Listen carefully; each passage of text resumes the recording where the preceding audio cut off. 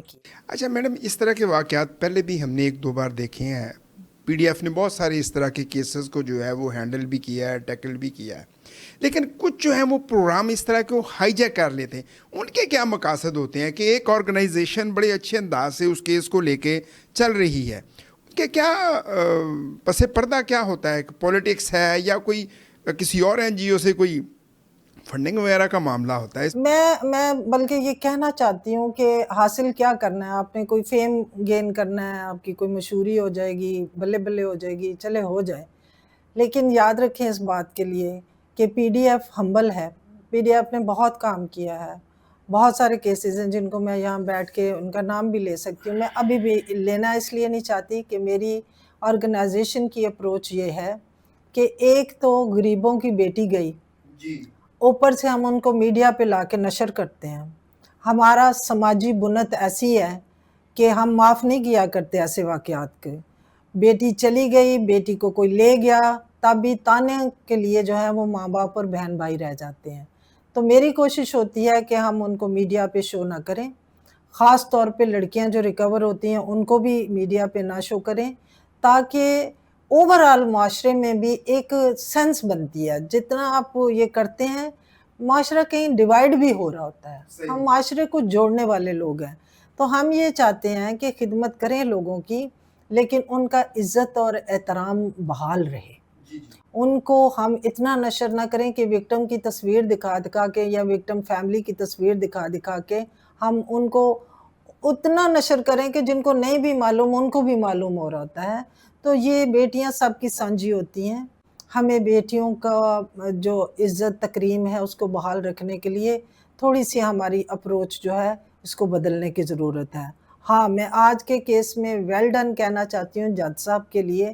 جج صاحب جج صاحب نے بہت اچھا سٹینڈ لیا ہے کہ جب ان کو بتایا گیا ہے کہ یہ بیٹی اب اس نے اسلام قبول کر لیا، تو انہوں نے کہا کہ یہ تم مجھے کون سے ٹریک پہ چڑھا رہے ہو؟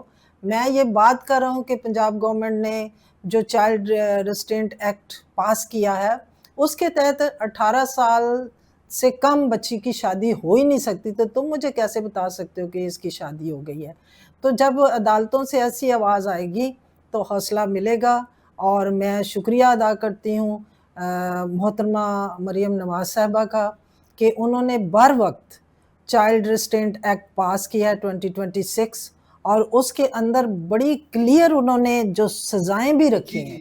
میں وہ ضرور بتانا چاہتی ہوں تاکہ ہمارے پروگرام کے ذریعے سے لوگ یہ سیکھیں کہ اس میں کیا کچھ انہوں نے ڈالا ہے، جس کے ذریعے سے ہم معاشرے کو یہ بتائیں کہ ہم جو ہیں اتنی آسانی سے اب ہماری جان بخشی نہیں ہو سکتی، بلکہ اب ہم سے پوچھا جائے گا کہ یہ آپ نے غلط کام کیا ہے اور یہ قانون ہے، اور اس قانون کی زد میں آپ اب آ چکے ہیں، اور قانون کے مطابق جو ہے وہ آپ سے پوچھا جا سکتا ہے. اور گورنمنٹ جب کوئی قانون پاس کرتی ہے تو اس کا اطلاق جو ہے وہ معاشرے میں موجود تمام لوگوں پر ہوتا ہے.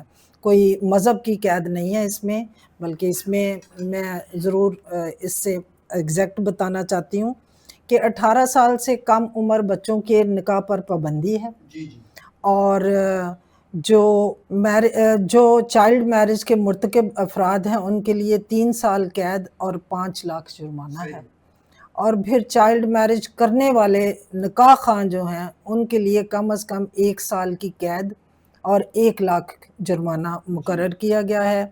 پھر چائلڈ میرج کے سہولت کار جو والدین ہیں یا سرپرست ہیں ان کے لیے کم از کم 2 سال قید اور 5 لاکھ کا جرمانہ جو ہے وہ مقرر کر دیا گیا ہے. اور پھر اس کے آگے یہ بھی ہے کہ کوئی چائلڈ ٹریفکنگ کرتا ہے، یعنی بچے کو ایک جگہ سے دوسری جگہ لے جاتا ہے، اس کی بھی سزا ہے. اس کی سزا جو ہے مطلب ایک جگہ ایک صوبے سے دوسرے صوبے میں لے جا کے اگر شادی کرتا ہے کوئی تو اس کی 7 سال قید ہے اور 10 لاکھ جرمانہ ہے. یہ بڑی کلیئر اپروچ لی ہے گورنمنٹ نے، اور ہم شکریہ ادا کرتے ہیں. یہ غریبوں کے لیے تو یہ بہت بڑی سپورٹ ہے قانون، اور اس قانون کے شکنجے میں ان لوگوں کو آنا چاہیے جو اس کی خلاف ورزی کرتے ہیں.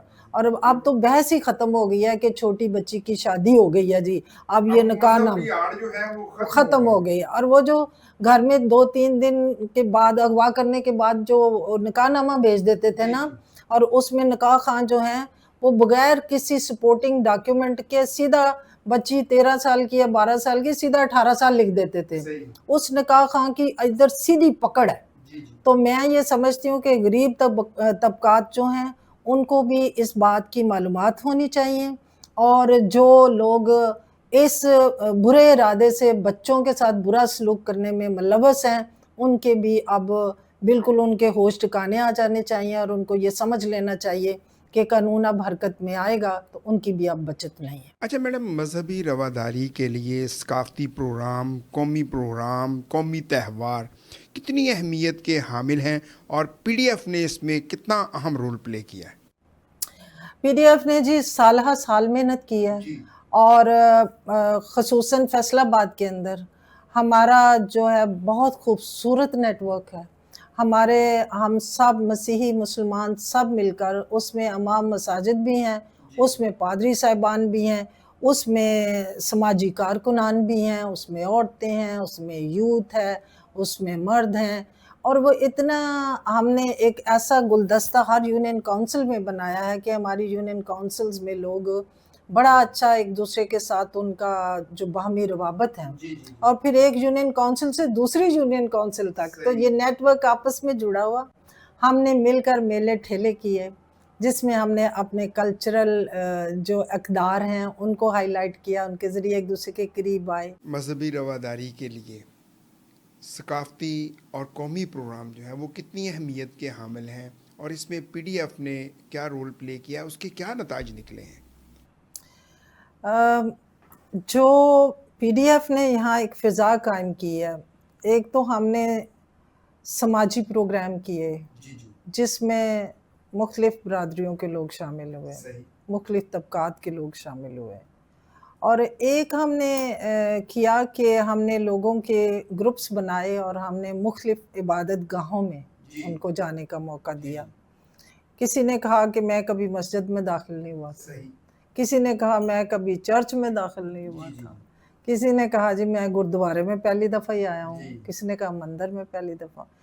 تو ہم نے صرف اس کو سیر نہیں کرائی بلکہ ہم نے عبادت گاہوں کے اندر جا کے لوگوں کو بٹھا دیا اور ان کو کہا کہ کیونکہ یہ آپ کے فیتھ سے متعلق عبادت گاہ نہیں ہے تو آپ اس کے مذہبی پیشوا یہاں موجود ہیں، آپ ان سے سوال کریں اور سمجھیں ان کے مذہبی تصورات کے بارے میں، آپ کے ہاں جو بھی مغالطے پائے جاتے ہیں وہ آپ کے پاس موقع ہے، آپ پوچھیں۔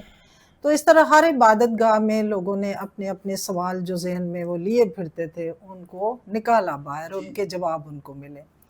تو ایک انڈرسٹینڈنگ کا لیول لوگوں کے اندر جو پروان چڑھا، اس سے بھی لوگوں کو وہ جھجک دور ہو گئی ایک دوسرے کی عبادت گاہ میں جانے کے لیے اور ایک دوسرے کے مذہبی تصورات پر بات کرنے کے لیے لوگ بڑے کلیئر ہوئے۔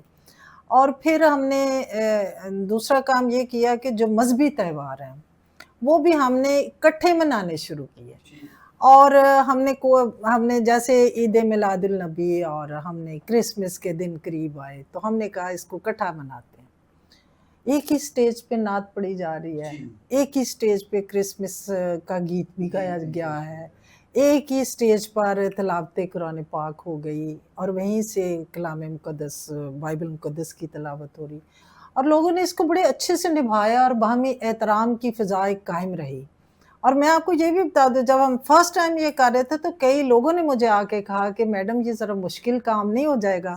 تو میں نے کہا نہیں، مشکل کام ہی کرنے چاہیے، جو کوئی نہیں کر رہا وہ کرو۔ تو یہ ہم تھے جنہوں نے یہ روایت ڈالی تھی اور یہ روایت اب قائم ہے۔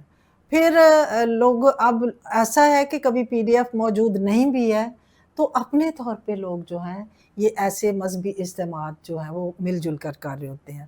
پھر جو ہمارے نیشنل ڈیز ہیں ان کو ہم نے سیلیبریٹ کرنا شروع کیا تاکہ ہماری جو قومی جڑت ہے اس کے ساتھ لوگ کنیکٹ کریں، اور کیونکہ ہم سب پاکستانی ہیں تو پاکستانیت کے حوالے سے جو ہمارے جو دن ہیں جیسے ڈیفنس ڈے ہے تو وہ ہم نے سیلیبریٹ کیا۔ پھر 11 اگست ہے، ہم نے سیلیبریٹ کیا. 14 اگست ہے, ہم اس کو سیلیبریٹ.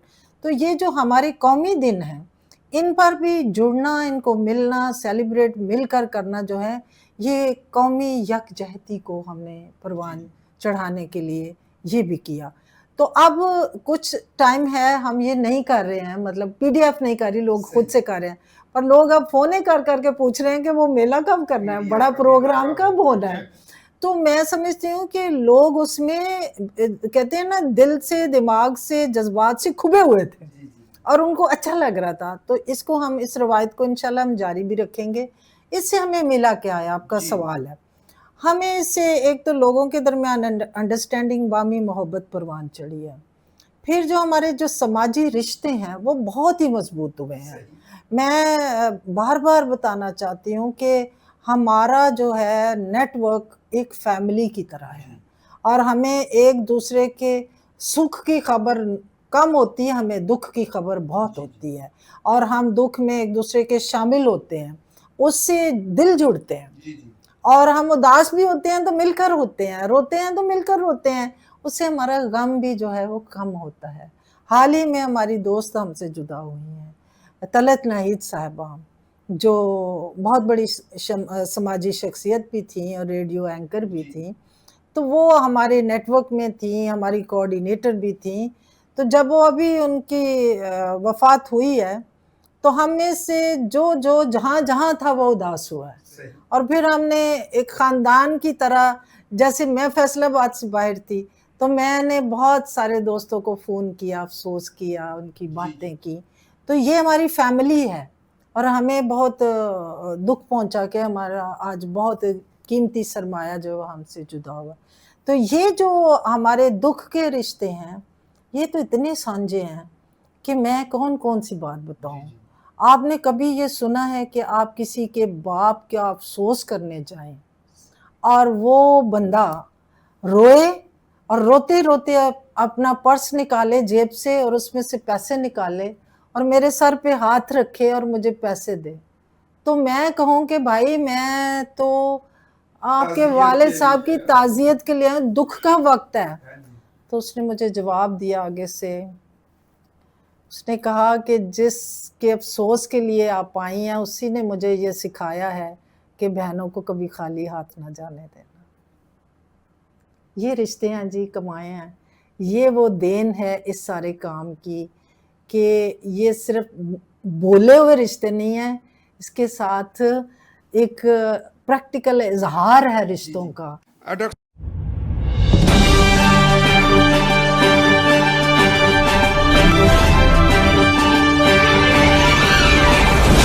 FNN رہیے باخبر FNN کے ساتھ.